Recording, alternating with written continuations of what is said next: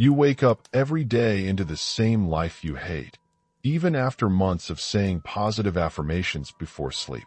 I see this scene more often than I like. People lie in bed and whisper, "I am prosperous. I am abundant." They close their eyes and feel a tiny lift. They fall asleep clutching a promise. I call this profile night affirmers. They repeat mantras and decrees every night and then live the same miserable life the next day. This is not coincidence. It is a precise mental mechanism. It protects those beautiful words inside imagination.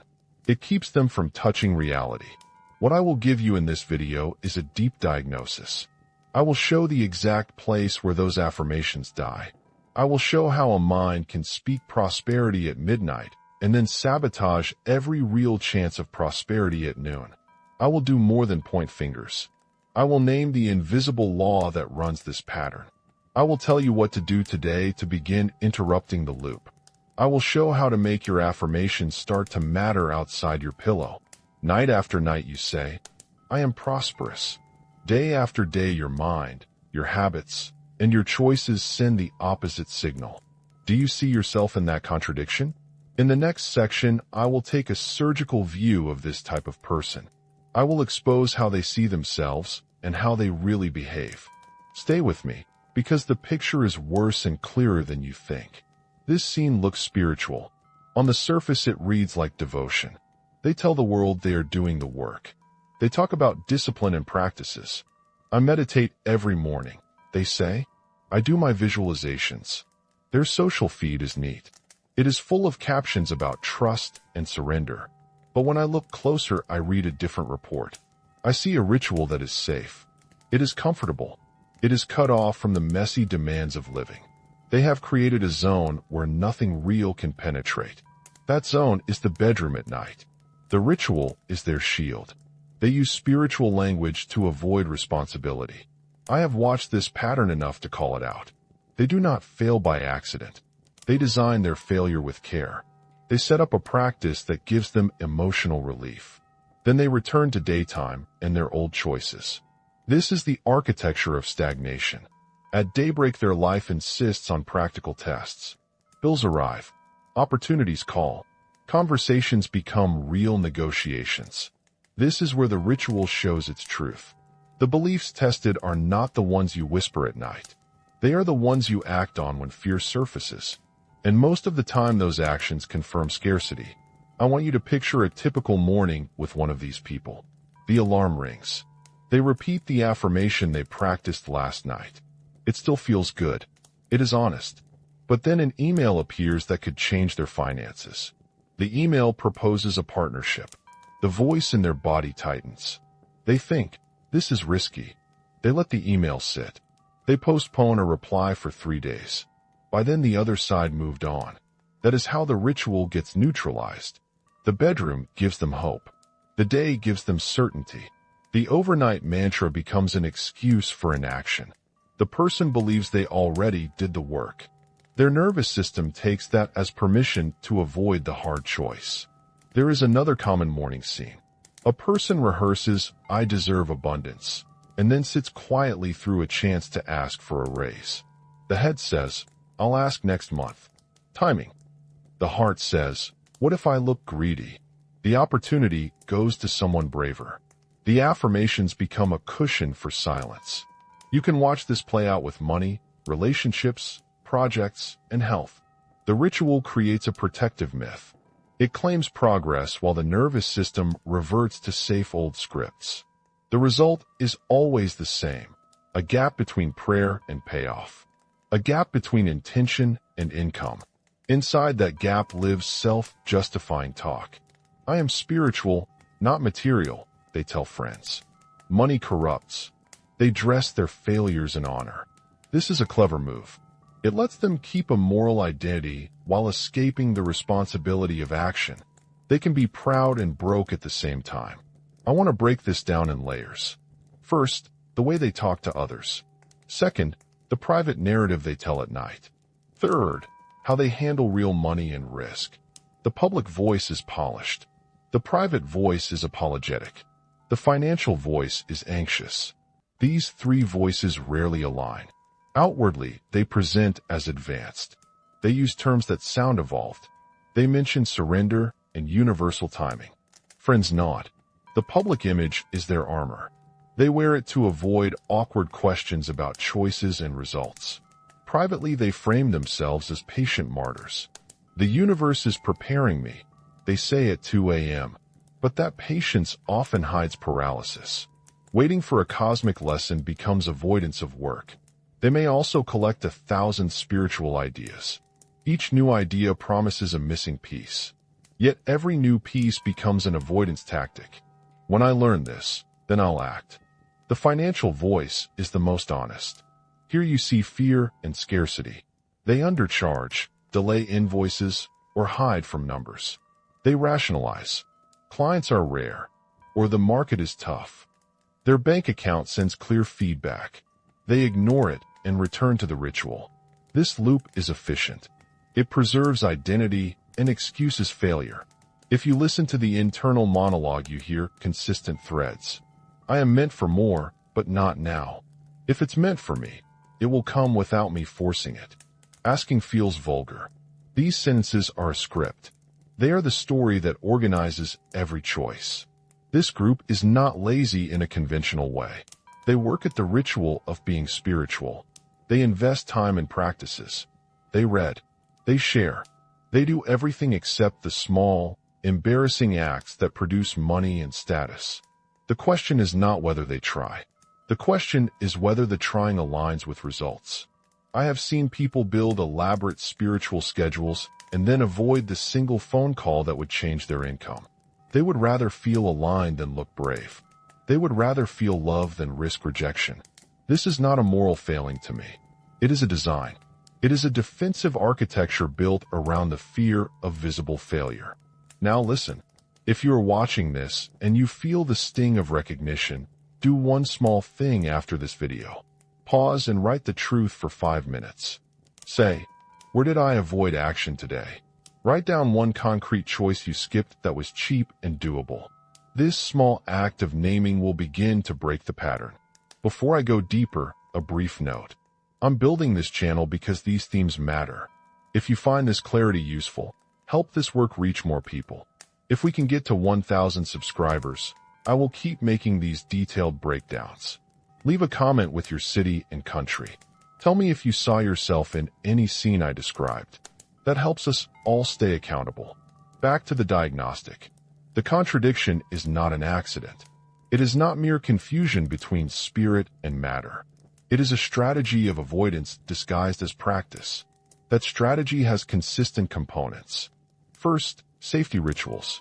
Night mantras create a safe victory that requires no vulnerability. The mind rewards you for 5 minutes of elevated feeling. You get to check done on your spiritual to-do list. That feel-good moment protects you from the discomfort of actual change. Second, selective perception. After the ritual, you scan the world for confirmations. You see coincidences as proof. You ignore the ways you created the opposite. The world appears to play along because your pattern trains you to notice only certain signals. Third, social signaling. You perform a level of spiritual discourse that wins approval. That approval buys you permission to avoid the hard work. You become immune to nudges because your tribe affirms your identity. I want to show you how these pieces interact over a week. Imagine a person who repeats nightly affirmations Monday through Sunday. Monday, they refuse a networking invite. Tuesday, they undercharge a client. Wednesday, they postpone opening a bank account for their business. Thursday, they criticize someone who brags about sales. Friday, they invest in another course. Saturday, they tell themselves the universe is timing everything. Sunday, they feel spiritual and proud. Every action and inaction feeds the same habit. The ritual supplies relief. The relief removes urgency. The person maintains identity and avoids risk. This is how stagnation becomes routine. The key point is this. Identity without matching behavior creates a predictable life. The universe or life does not punish. It simply mirrors what you practice. The messages you whisper at night are soft. The choices you make while awake are loud. The loud message, it explains why moralistic language is so common here. Money ruined people I love is often the story.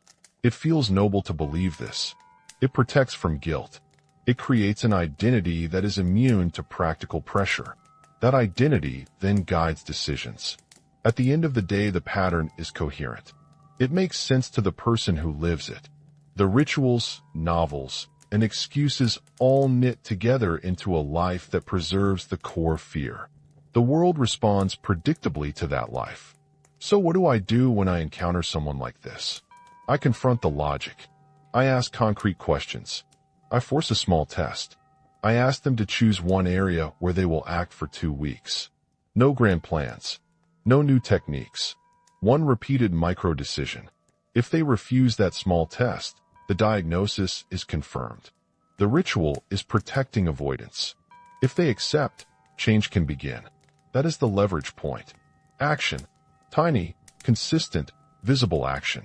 In the next section, I will map the inner varieties of this tribe. I will show the 4 subtypes I see most often. Each looks different on the surface. Each serves the same fear in the core. Identifying your subtype speeds up the treatment. I will also show which subtype tends to self-destruct fastest. If you think you are just a little spiritual, wait until you hear the faces of this tribe. The differences will startle you. I can tell by the language people use which subtype they belong to. I have watched this long enough to sketch patterns. These subtypes are not moral labels. They are operating systems. They show how fear dresses itself. The first subtype is the collector of techniques. I meet them at workshops. They know names and steps. They own journals full of practices. They seek the perfect formula. They believe the problem is missing information. A day with the collector reads like a workshop syllabus. They wake up and practice a breathing technique. They read 5 pages of a spiritual book. They listen to a new audio program while making coffee. They jot notes. Their life looks impressive when seen on a social feed. But the collector's ritual is a treadmill. The day that could change their finances is always pending. They think, when I finish this course, then I will launch. They buy another planner. They subscribe to another teacher. The external action that moves money is almost always postponed. What is the root belief? The collector thinks the right words or method unlocks everything. The story inside their head says, I just haven't found the formula the universe responds to. This belief does 2 things. It fuels endless seeking, and it absolves them from risking amateurish mistakes. If progress fails, they blame the formula, not their courage. Consequences are stealthy. Financially, they are perpetual starters. Projects begin and stall. They have receipts for courses, but few invoices from clients. Relationship-wise, they are always in preparation for a partnership.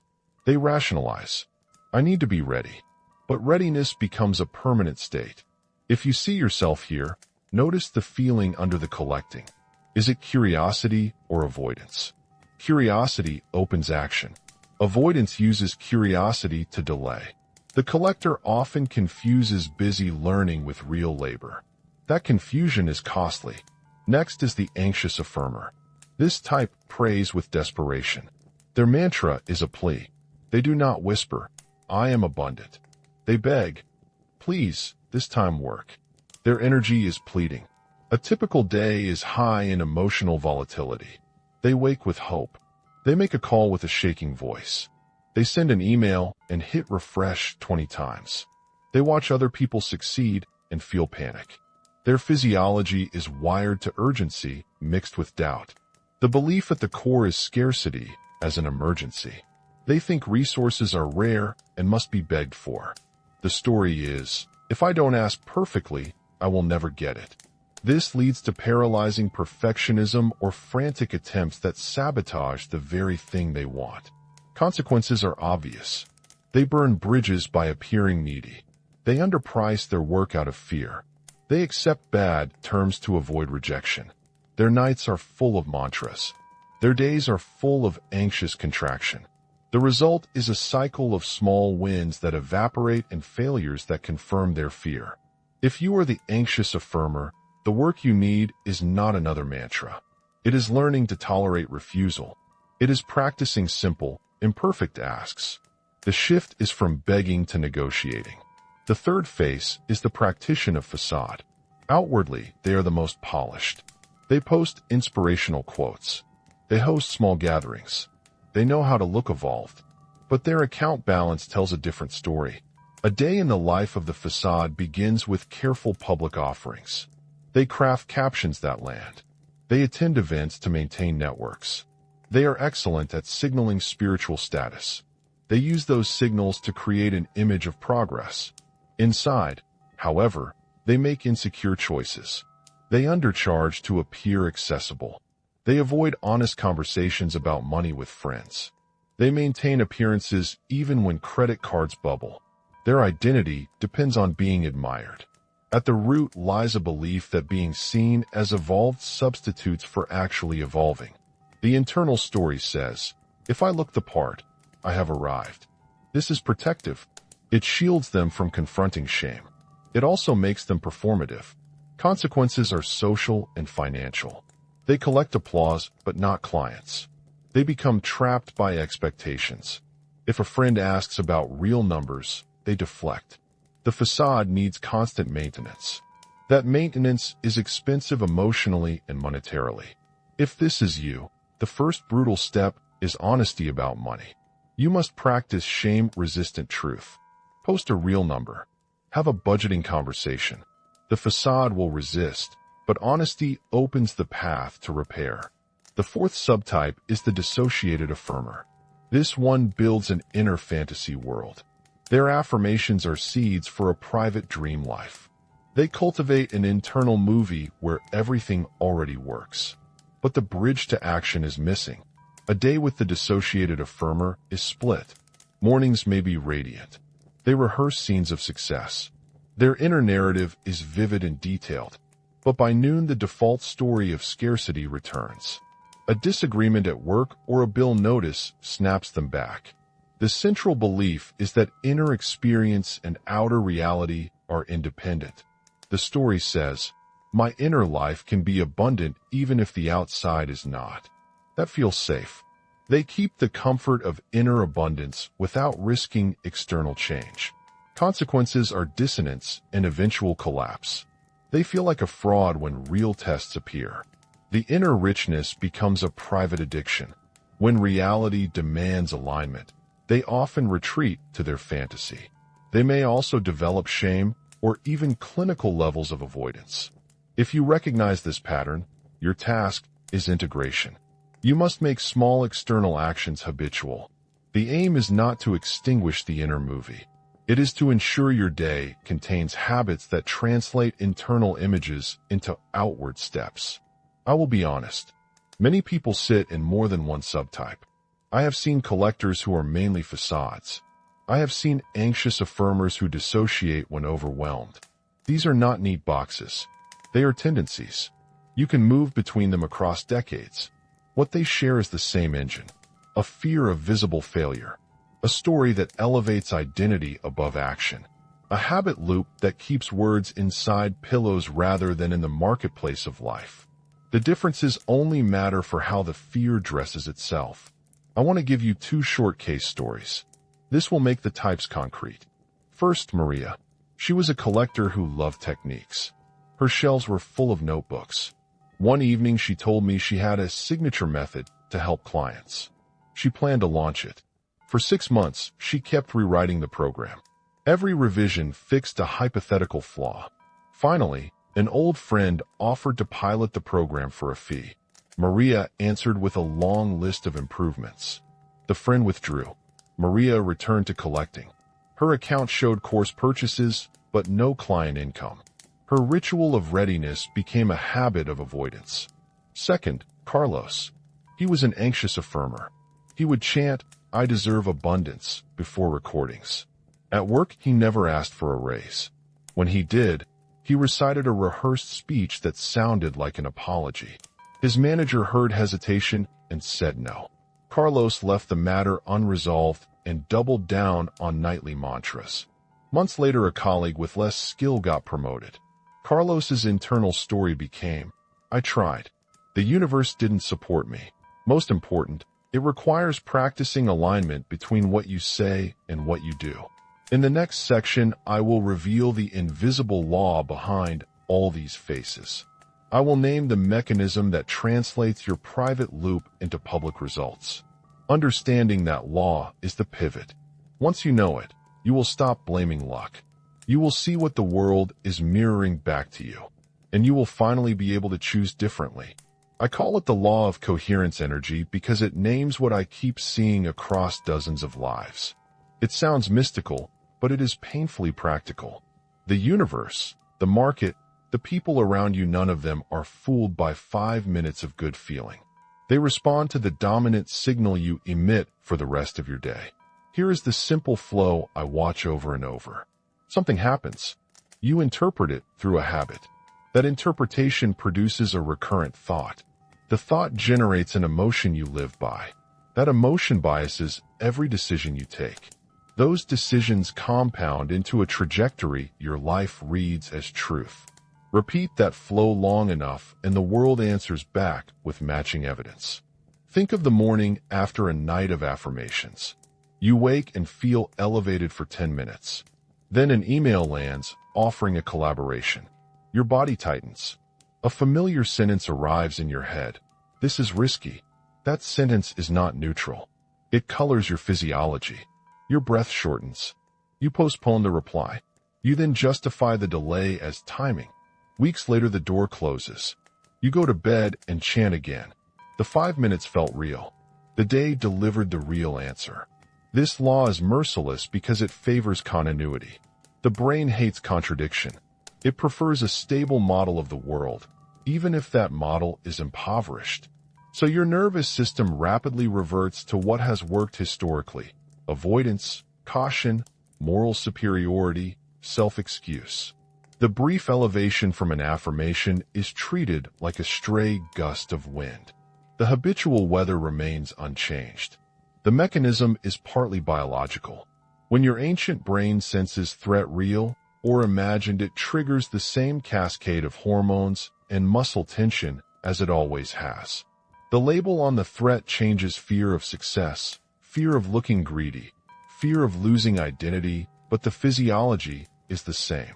Once your body enters that state, your options narrow. You pick the small, safe choices. You protect status. You protect identity. You avoid the visible risk that might expose you to failure. But there is also a cognitive layer. Your mind loves stories that keep you comforted. So it builds an interpretation model. If you have been taught that money corrupts or the universe will provide, these become interpretive lenses. When events arrive, you do not see them raw. You see them through those lenses. Coincidences become proofs when they confirm the lens. Contradictions become evidence of timing, sabotage, or spiritual tests. This selective perception protects identity. It also guarantees the same results. There is an energetic habit too. By energy, I do not mean vague vibes alone. I mean a pattern of attention and action that repeats. If your dominant habit is scanning for scarcity, you awaken neural pathways that prioritize scarcity cues. You miss invitations. You miss price. You apologize in negotiations. Each of these micro-actions is a message you are sending to reality. The law of coherence energy reads that message as your offer to the world. You can test the law with simple experiments. Pick a small, visible decision. Call a client. Price a service differently. Ask for a raise. Do it once. Then watch your internal commentary. Did your body tighten? Did your mind invent reasons to delay? Those reactions reveal your dominant frequency. The universe didn't betray you. It simply mirrored the frequency you were transmitting. I want to be blunt about responsibility. This law does not blame external conditions. It holds you accountable to the signal you emit. That is the hard kindness of it. You cannot make the world obey slogans. You can, however, change the steady rhythm of your thoughts, emotions, and choices. That changes the message you send. Most people think changing the message means adopting better words. They believe a new affirmation will alter the signal. In fact, new words only matter if they are embedded in a new practice of decisions. The law cares less about phrases and more about consistency. The universe reads consistency. A 5-minute nightly ritual is noise if the rest of your life contradicts it. Here is a concrete image. Imagine two people who both say, "I deserve abundance." One replies quickly to partnership emails. She negotiates. She tolerates rejection and learns. She invests small amounts to test markets. Her bank balance grows slowly and steadily. The other chants nightly, but freezes at opportunities. She edits her program endlessly. She undercharges out of fear. Her income stalls. Both people project the same phrase. The universe responds differently because their dominant patterns differ. You must also understand feedback loops. Small choices send immediate energetic feedback. Those results then update your story. If the result confirms your fear, your belief strengthens. If the result gives a small win, you begin to tolerate risk. Over time, a pattern of tiny actions shifts the dominant frequency. That is why I always push the idea of repeated micro-decisions. They change your biography more reliably than fervent declarations. I have watched the law operate in relationships too. A partner who texts late and receives care reacts by opening up. Another partner who withdraws out of fear signals unavailability. Both project inner narratives outward. The world answers by matching. The universe conspires. Line is seductive. The truer statement is, the universe reflects the steady coherence of your interior life. There is a social component. If your tribe applauds your spiritual identity without pressing you on results, the law still works. Social approval becomes reinforcement for the mismatch. You are rewarded for identity, not for aligned action. That reward makes the dissonance comfortable. It reduces the urgency to change. This is why spiritual communities sometimes become echo chambers for stagnation. They supply warmth while the account balance chills. Yet the law offers leverage. It implies a method. If the universe responds to dominant frequency, then alter the frequency by altering the small decisions that sustain it. Do not aim for theatrical shifts. Aim for a series of tiny, visible acts that contradict the old pattern. Each act is a signal. Each signal nudges the world. Over time, the world replies in kind. Let me be practical. Replace a nightly wish with a morning question that forces decisions. Ask, what 3 actions today would match this belief? Then do one. That one action changes your physiology in that moment.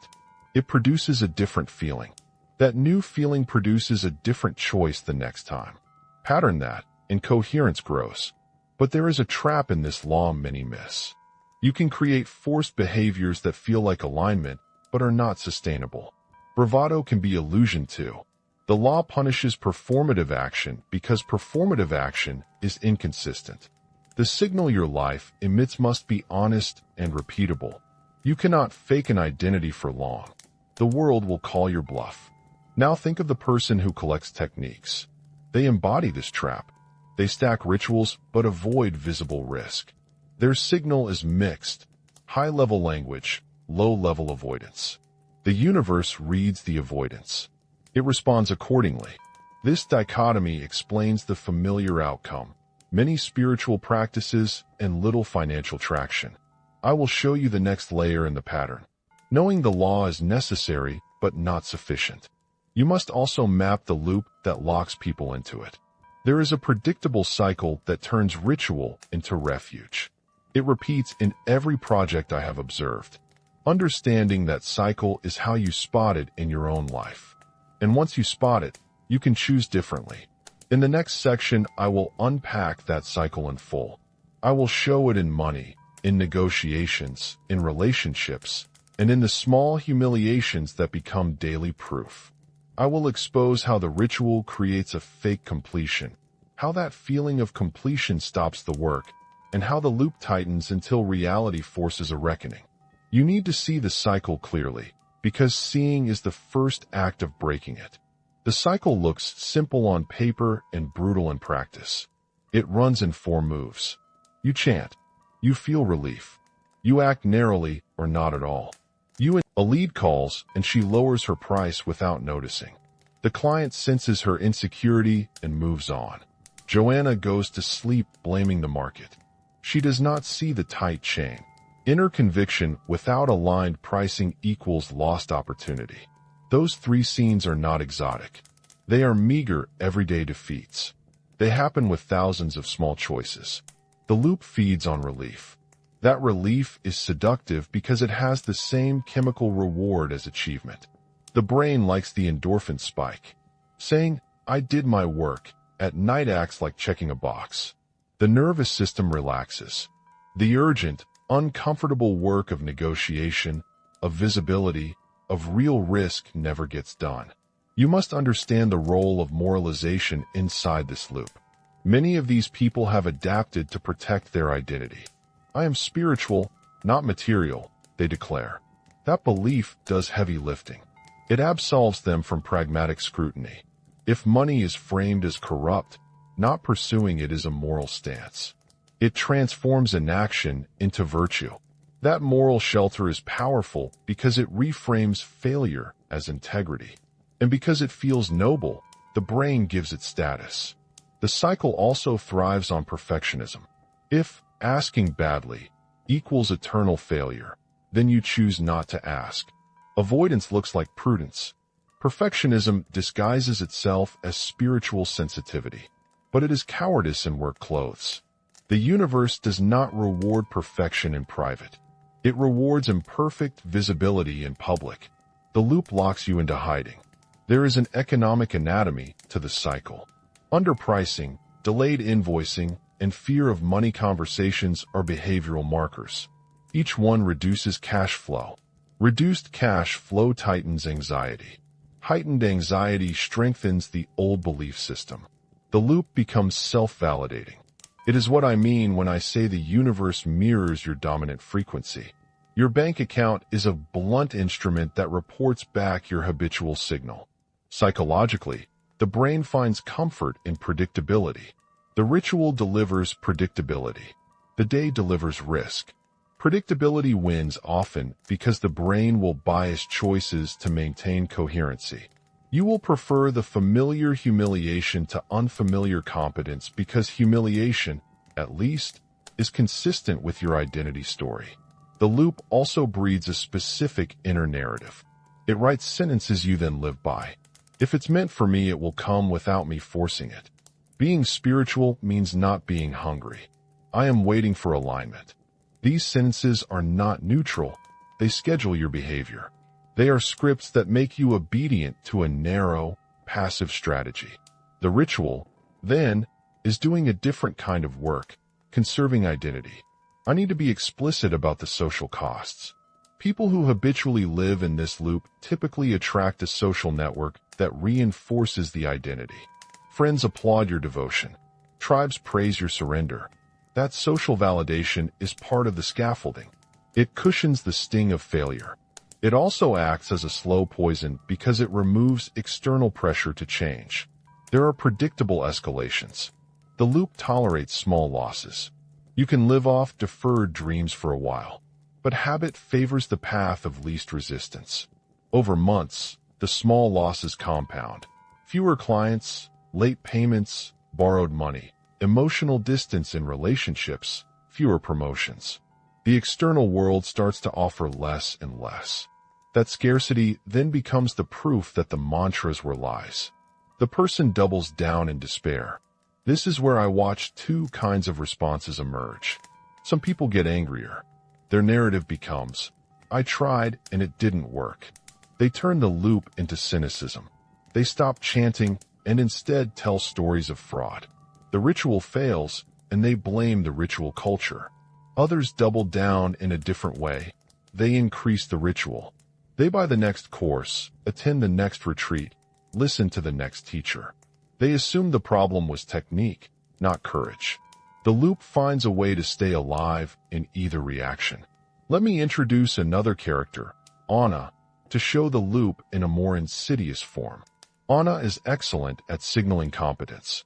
She posts inspirational quotes and has a tidy social feed full of soft light. She organizes small gatherings that look elegant. Yet she declines to charge fair rates because she fears being seen as greedy. Her life becomes a ledger of style over substance. She keeps creditors at bay by selling small, discounted packages. She is exhausted. Her persona requires performance. The loop preserves her public image while starving her private life. The loop is also a teacher in reverse. It trains your perceptual muscles to emphasize proof that you are unlucky or undeserving. Confirmation bias is its method. You will notice every mismatch as evidence against manifestation. The few small wins you actually create will be rationalized away. That was luck, you will say. Luck becomes an exception, not precedent. Breaking the cycle requires two things. First, you must become willing to feel small and exposed in public. The ritual insulated you from that sensation. Second, you must practice repeated micro-actions that contradict the old story. Not once, not dramatically, repeatedly. Visibility is the antidote to the ritual's isolation. This is where most people stumble. They think a single heroic act will break the loop. It seldom does. The nervous system needs repetition to rewire. One courageous call can feel amazing, but without repetition, it becomes a single data point easily dismissed. The work is boring and incremental. It is phone calls, price increases, clear invoices, honest conversations with friends about money. That incrementalism changes frequency. I want to leave you with this image. Imagine a radio trying to tune to a station. The nightly affirmation is like a quick turn of the dial. It catches a faint, beautiful note for a moment. But then the old static returns because the rest of your settings are unchanged. To tune fully, you must retune everything. Your morning attention, your daily choices, your pricing, your language with others. That is the labor of coherence. If you are hearing yourself in any of these scenes, do not panic. Recognition is the first corrective, but also do not minimize the danger. The loop eats years. It is quiet and patient. The result is not dramatic at first. It is a life that feels spiritually righteous and materially impoverished. That combination is punishing because it corrodes trust in yourself. Sooner or later, the loop meets reality in a way it cannot rationalize. That meeting is either catastrophic or clarifying. Sometimes it is both. In the next section, I will show you those breakpoints in vivid detail. I will describe the moment people sit on the edge of their bed and face the terrible truth. I have been lying to myself. That moment is ugly and liberating. It is the hinge. You need to see it, because it is the gate to the next stage, either collapse or real awakening. Accumulation has a smell. It is a mix of unopened bills, unsent emails, and the quiet hum of a phone that no longer rings for good opportunities. The break point rarely arrives like a movie montage. It arrives as small failures that finally stop arranging themselves into pleasing stories. I remember one fall afternoon when the pattern struck me in flesh. A woman I had coached sat on my couch with an eviction notice on the table. She had all the right language about surrender and trust. She had a stack of unfinished online courses. She repeated her mantras to me with precision. Then she showed me the bank alert. The mantras had not paid the rent. She wept and said, "I thought the universe would show me how." Her voice was full of something like shame and surprise. That was the hinge. Breaks can be dramatic. A business loses a major client because the owner was terrified to raise prices. The taxman knocks on the door. The landlord turns off the heat. A romantic partner leaves after repeated excuses about waiting. Those events force a raw appraisal. The comfortable narrative collapses. But more often the break is gradual, like a slow leak in a boat. You notice your energy thinning. You feel more anxious in the mornings. You swallow pride and take a job that pays less but buys time. You realize you have lost options. That realization is painful because it means you must admit the role you played. The mind resists this admission, but the body knows it is true. The internal experience at the hinge is distinct. Shame is the loudest emotion. It is not simple guilt. Guilt says I did something wrong. Shame says I am wrong. When your identity has been crafted around spiritual purity, he was exhausted by rituals. He looked at his spreadsheets and found one glaring number, 0. He made a small promise to a friend. For 14 days, he would perform one visible act every day that could produce money. No ceremonies. No gurus. On day 3, he lost a deal. On day 7, he learned to negotiate. By day 14, his account had a balance he had not seen in months. More important, his bodily narrative changed. He began to expect that action, not ritual, would give feedback. That expectation created new habits. Contrast Raphael with someone who refused to pivot. She called herself enlightened and refused to accept a test that felt worldly. She waited for alignment, expended savings, and watched a marriage leak away into resentment. In her version of events, she was morally pure. In reality, she had outsourced responsibility to a doctrine that no longer held her life together. The breakpoint can also teach clarity about loss. Loss is instructive because it shows where values are performative. If you are willing to lose a thing, you can ask whether you truly value it. Many people claim to value spiritual depth. The test arrives when the depth costs them financially or socially. If the claimed value dissolves under cost, then it was a performance, not a conviction. There is another reason the hinge matters. Shame and collapse can be catalytic if you allow them to be.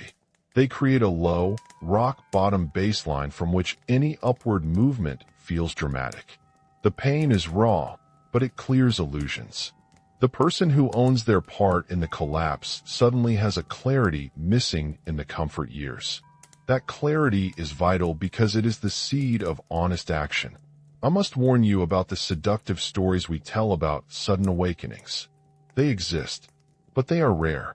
Most awakenings are small shifts that resist fanfare. They are an accumulation of tiny, visible acts that signal a different frequency. The person who truly wakes up will feel inelegant for a while. They will make mistakes. They will fail in public. They will learn faster because they get feedback. When the break happens, a clean first step is often available, a micro-test of courage. It is not therapy in a week. It is a visible, measurable act that contradicts the old script. It proves to you, not to the internet, that your nervous system can tolerate exposure. That proof is the currency of real change. People often ask me, how much pain is necessary to wake up? There is no formula. Pain is not a reliable teacher for everyone. Some people shift at the edge of discomfort. Others require a deeper tumble. What matters more than the quantity of suffering is the willingness to answer a different question. Who am I willing to be when my story is no longer working? That question demands honesty. After the hinge, there is a moment of moral inventory. You must ask, which parts of my identity protect me from responsibility? Which habits facilitate avoidance? Which relationships enable my performance? This inventory is brutal because it forces choices, salvage or sacrifice. You cannot keep everything. You will have to stop pretending in certain places. You will have to face people you have been avoiding. I want to be clear. Choosing the hard road is not a guarantee. It is a direction. It requires sustained action. The hinge is only the opening. The follow-through is daily. It is the awkward phone call, the invoice sent on time, the honest salary negotiation, the conversation with a friend about money.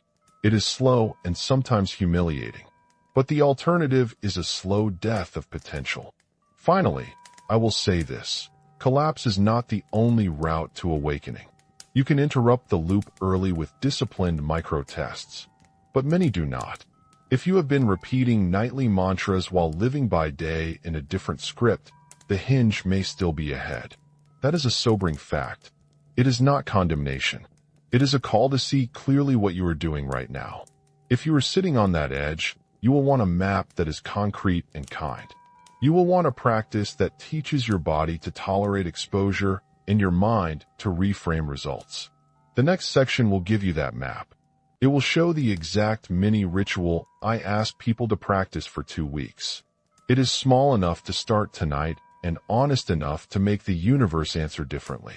If you reach this point, the next step matters more than anything I have said so far. I want to be blunt. Reprogramming is boring work. It is not glamorous. It is repetition disguised as humility. You have to replace a private ritual with a public test. That is the move. You stop treating transformation as something that happens to you at night. You make it happen during your day. You accept that alignment is measured by choices, not by feelings. Do you see the difference? The pattern I ask you to adopt I call coherence integral. It sounds formal because it is a structural shift. It means your inner language, your default feelings, and your small decisions all point the same way. It is a practical ethic, not a prayer. It bends the nervous system toward exposure. It teaches your body that you can withstand judgment and still survive. It teaches your mind that results follow clarity more often than ritual. Are you willing to be exposed? The ritual I give people is small and precise. You will work with one single affirmation for 14 days. Pick only one, not 10, not a list. One sentence that feels both true and hard to say privately. Speak it in the morning, out loud. Then ask yourself, in a short, audible phrase, what 3 actions today would align with that sentence? Write them down. Do at least one visible thing before noon that could directly affect income or status. In the evening, before you say the affirmation, perform a brief audit. Where did you align and where did you hide? No moralizing. No excuses. Just inventory. Repeat for 14 days. That is the practice. People want the steps packaged as if the steps themselves will work without discipline. They will not. The practice works because it creates friction at the exact points where you used to slide back into avoidance. The audible morning question forces decision-making. The noon visible act trains exposure. The nightly audit forces learning. These 3 moves rewire the reflex that used to say, I already did the work. Do you imagine you can do this for 2 weeks and then return to all your old comforts? That is wishful thinking. Let me show you what this looks like in actual life. Raphael sat with me one afternoon and admitted his spreadsheets were lies. He had been chanting prosperity phrases for months and offering tiny discounts to any client who asked. He promised to try the ritual. He chose the sentence, I charge what my work is worth. Each morning he asked, what could I do today to live that sentence? He wrote 3 actions. On day 2, he emailed a prospect and named a higher fee than usual. On day 3, he received a pushback and practiced one of the lines we rehearsed. By day 7, he had a client who agreed to the new price. His account balance was modestly healthier. More important, his bodily response changed. His throat no longer tightened when numbers were spoken. He had trained himself to tolerate discomfort in public. That tolerance matters more than any mantra. Contrast Raphael with someone I worked with named Lucia. She performed the ritual poorly because she treated it as another spiritual exercise. She chose her sentence, then made her actions small and private. She set the same low prices, avoided the uncomfortable phone calls, and audited with a forgiving tone. 2 weeks later, nothing material changed. The ritual had been turned into a ritual. Lucia's nervous system never experienced the corrective feedback that Raphael felt.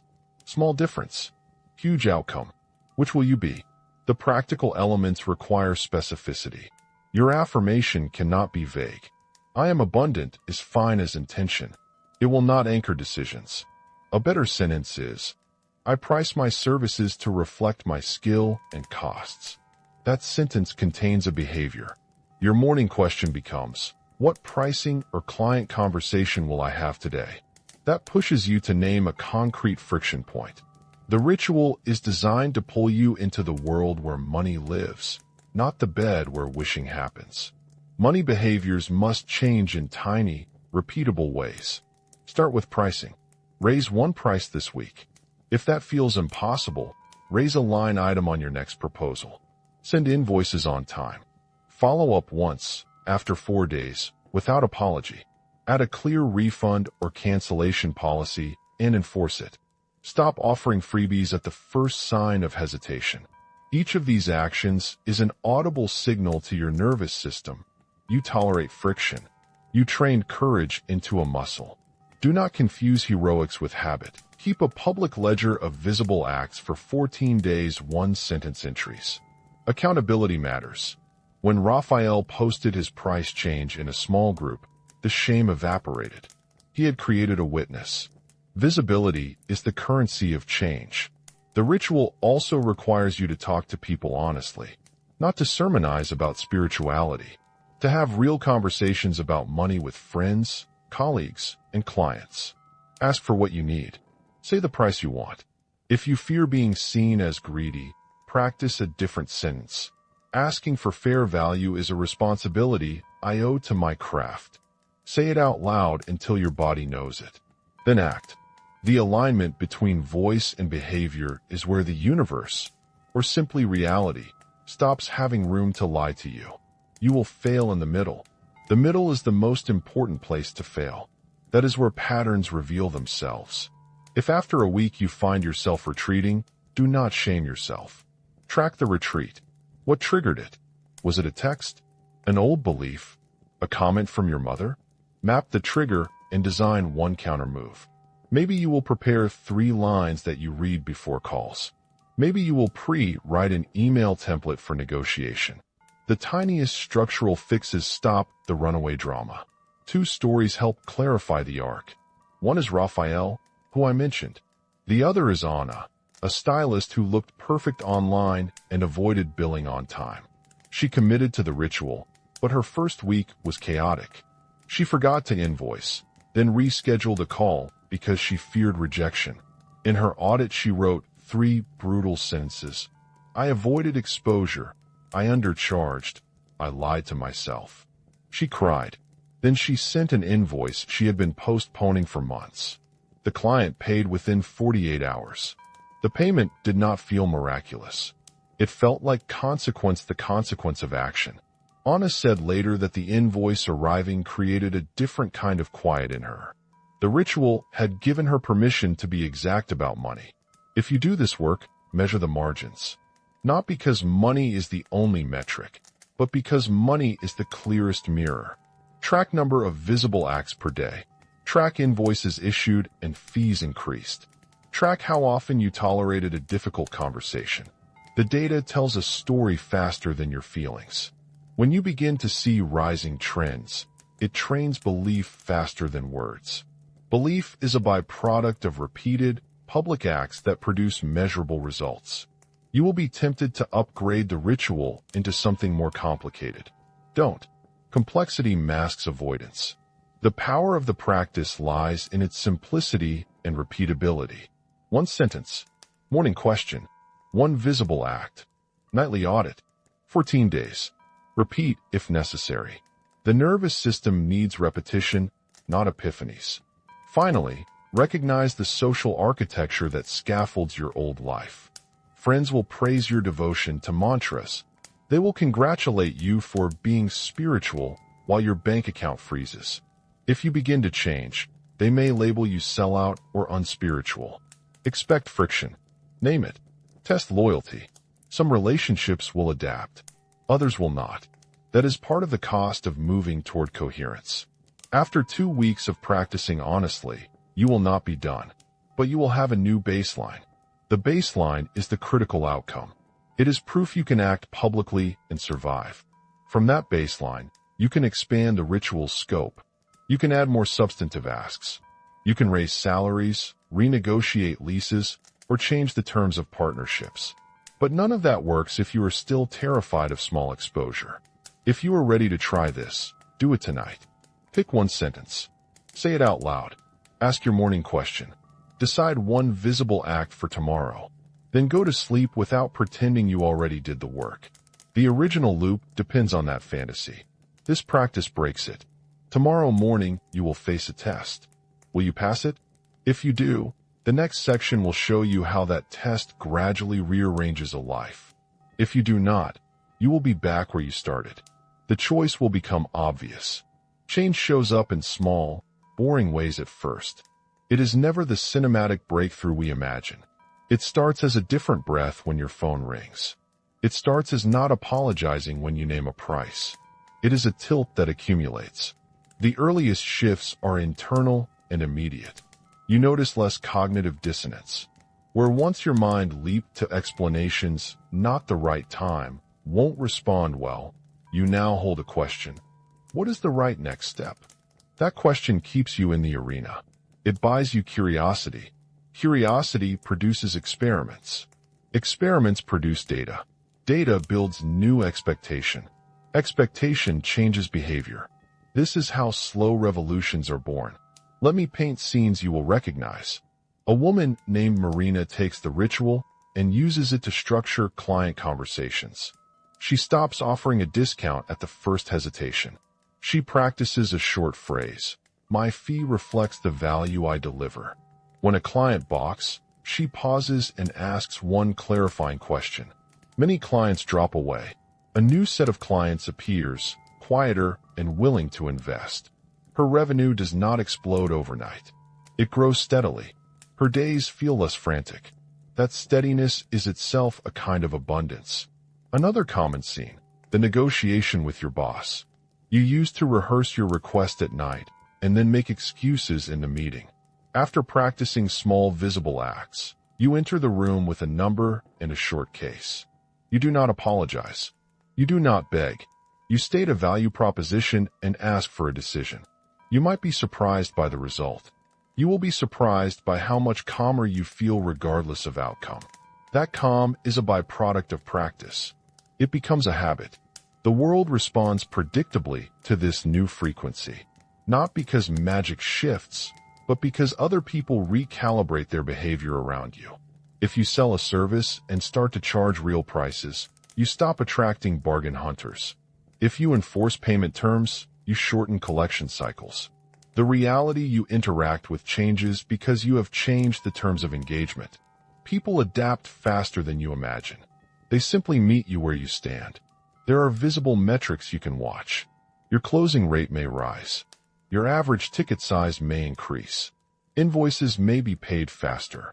Your calendar may fill with appointments that respect your time. These are not trophies. They are feedback. The nervous system reads that feedback as safety. Safety breeds more risk-taking. That is the loop you want. The internal landscape shifts too. The background emotion of scarcity softens. It does not vanish, but it becomes a passing thought instead of a narrative you live inside. You begin to notice when fear is a cloud and when it is a weather system. This distinction matters. A cloud warns you. A weather system defines you. The practice trains you to respond to clouds. Resistance will show up in disguised forms. You might celebrate micro wins by buying something that keeps you small. You might start judging others for their choices and feel morally superior. Both are evasions. They keep you performing identity rather than building infrastructure. Watch for those moves. They will tell you where old scripts still rule. Improvement is not linear. Expect regressions. One bad week, an angry client, a failed negotiation, a missed invoice can feel catastrophic. Do not confuse one event with trend. Trend is what you build with repeated visible acts. Keep the ledger and watch the slope. If the slope is upward over months, you are doing the work. Real change is also social. Your tribe will change. When you begin to hold value, some relationships will contract. That is normal and inevitable. You will need new interlocutors, people who ask hard questions and push you to deliver. Seek them. Not everyone who smiles at your posts is a useful ally. The company that craves your validation is often the one that keeps you poor. Part of reprogramming is learning to expect data, not miracles. The brain prefers narrative leaps. That is why we like stories of sudden awakenings. They comfort us. But reality is less cinematic. It asks for patience. If you practice for 90 days, you will have incoherent days and coherent ones. The coherent days will begin to outnumber the incoherent. That is when the habit becomes reliable. I want to give you an image.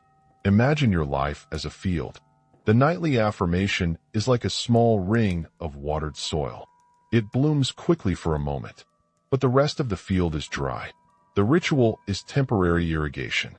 The practice I propose is a systematic watering schedule that covers the whole field. Over time, more of the land produces. That is the future alternative I offer. There is a moral economy. It attracts people who make long-term investments rather than short-term transactions. In the economy of a life that is more valuable than momentary riches, there are practical markers of a healthier field. You will have a small buffer. You will have fewer emergency money panics. You will have a few clients who pay on time and appreciate your terms. You will sleep without rehearsing excuses. These are modest shifts, but they cascade. Modest shifts create options. Options create freedom. Imagine 12 months from now. The person who repeats mantras but hides daily will be in roughly the same place. The person who did the visible work will have a different baseline. Not necessarily spectacular, but different enough that new choices are possible. You can relocate, hire, save, or end a relationship without panic. Those options do not appear by wishing. They appear by daily evidence that you can act and survive. I want to close this section by insisting on tenderness toward yourself. The work is hard because it requires you to leave pleasant self-deception. That is painful. It feels like loss. And it is loss of old illusions that kept you safe. But it is also reclamation. You take back competence. You become someone who can speak truth in public and live with the consequences. If you are tempted to wait until you feel ready, notice that readiness is a fiction used to delay action. The body learns readiness by acting. So tonight, commit to one visible act for tomorrow. A price you will state. A follow-up email you will send. A boundary you will hold. Small action. Big honesty. The next section will ask you to look in the mirror and answer the hardest question. Where are you in this journey? And what will you sacrifice to be different? The question will not let you leave the room unchanged. We have been tracing a pattern that is tidy and cruel. People create nightly rituals, then live contradictory days. Those days pile into a life that looks spiritually correct and materially compromised. That is the diagnosis. Now I want to hand you the mirror. Where are you in this story? Are you doing the nightly ritual as insurance against action? Or have you begun a messy practice of coherence? Answer without drama. Name your place. Naming locates you. It allows choice. If you sit in the comfort of ritual, ask yourself 2 questions right now. First, what have I avoided because my mantras make me feel absolved? Second, what is one visible thing I can do tomorrow that would contradict my story of waiting? If you cannot answer both, you are still in the loop. Solidarity, not shame. I have seen this pattern for years. If you are trying to change, keep this in mind. Progress is revision, not rebirth. You will be clumsy. You will overcorrect. You will give up and return. That is part of learning. The difference between the veteran of avoidance and the veteran of practice is not perfection. It is return. The person who keeps coming back to the visible act builds new muscle. Here is the minimal next step I ask of you. Choose one domain: pricing, invoicing, negotiation, or a single relationship. For the next 14 days, apply the ritual to that domain. Each morning, say your sentence out loud. Ask the alignment question. Do one visible act before noon. At night, make a short audit. Keep entries to one line. That is it. If you do nothing else, do this. Small public acts dismantle private myths. You will face resistance. That is the point of the experiment, to reveal resistance so you can practice against it. When the resistance arrives, name it. Write its sentence. Read it out loud. Then perform the visible act anyway. You will be surprised how often the resistance sounds like an old friend trying to keep you small. Accountability shortens the learning curve. Tell one person you trust about the experiment. Ask them to check on you in 7 days. If you are brave, announce one visible act publicly. Visibility creates a feedback loop that the brain respects. It converts personal courage into communal fact.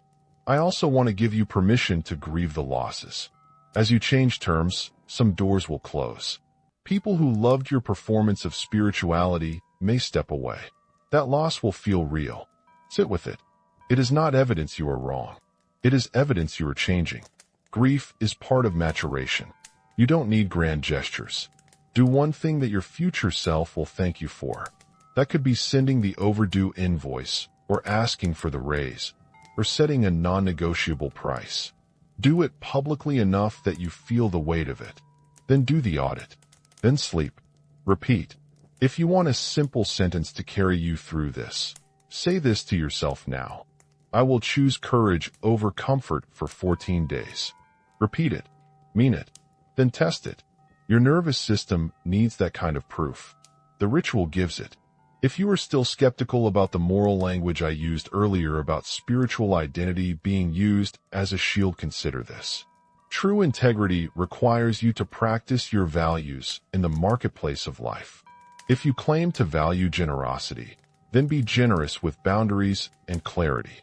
If you claim to value depth, then be honest about how money affects your relationships. Values are tested in transactions, not in tweets. One last practical anchor. At the end of the 14 days, review your ledger. Count visible acts. Count invoices issued. Note any changes in your accounts.